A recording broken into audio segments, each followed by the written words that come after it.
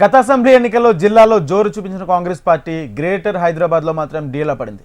Greater పరిధిలో majority స్థానాలను BRS, ఎంఐఎంలే కైవసం చేసుకున్నాయి.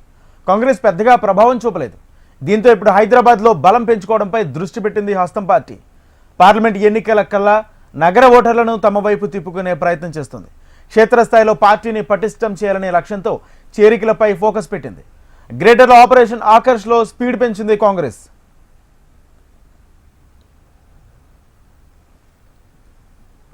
బల్దియాలో కార్పొరేటర్ స్థాయి నుంచి ఎమ్మెల్యే వరకు ఇతర పార్టీలోని నేతలకు గాలం వేస్తుంది కాంగ్రెస్.